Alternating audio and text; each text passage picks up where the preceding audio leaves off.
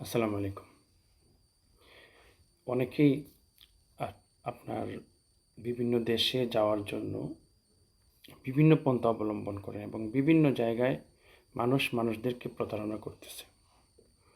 আজকে বিশেষ করে কয়েকটি প্রতারণার বিষয়ে আমি এখানে উল্লেখ করতেছি। আশা করি আপনারা মনোযোগ দিয়ে শুনবেন এবং আমার এই চ্যানেলটিকে সাবস্ক্রাইব করবেন এবং শেয়ার করে মানুষের কাছে পৌঁছে দেবেন।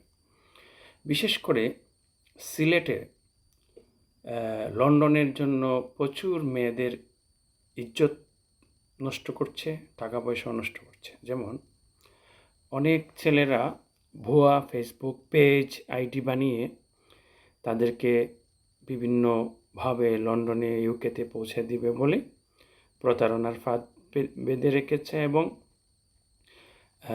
বিভিন্নভাবে তাদের সাথে প্রতারণা করতেছে।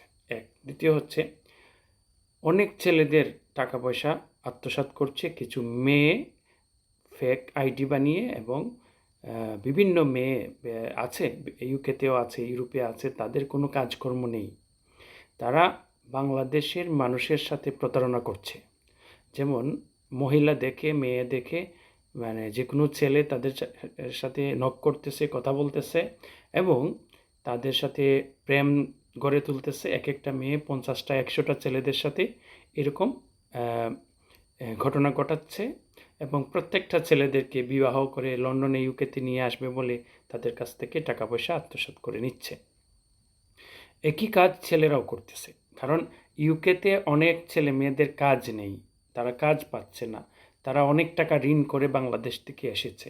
এই মেয়েরা এখানে বেশিরভাগ মেয়ে, কিছু মেয়ে, সব সব মেয়ের কথা আমি বলতেছি না, কিছু সংখ্যক মেয়েরা এই ধরনের ব্যবসা হাতে নিয়েছে। বাংলাদেশের ছেলেদের কাছ থেকে তাদেরকে ফটিয়ে, তাদেরকে মিথ্যা প্রেমের প্রলোভন দেখিয়ে ইউকেতে নিয়ে আসবে এরকম বলে টাকা আত্মসাৎ করতেছে। আর কিছু ছেলেরা একই কাজ করতেছে বাংলাদেশে থেকে এবং ইউকে বা বিভিন্ন দেশ থেকে, যে আমি আইডিটা বানাইছে, সেই আইডির মধ্যে লেখছে সে লিভিং লন্ডন, ইউকে, কিন্তু আসলে সে বাংলাদেশে। এরকম মেয়েরাও করতেছে। সো মেয়েদেরকে স্পাউস ভিসায় নিয়ে আসবে, এটা করবে, সেটা করবে, বিভিন্ন পন্থা দেখাচ্ছে। আসলে সব কিছু ভুয়া।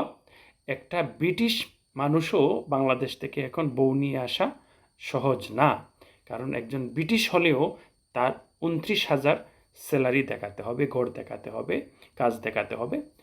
এবং একই মেয়েরাও যদি কোনো ছেলেদেরকে বাংলাদেশ থেকে নিয়ে আসতে চায়, একই ক্যাটাগরির নিয়মগুলো ফলো করতে হবে। সো বি কেয়ারফুল, সবাই সতর্ক থাকবেন। কারো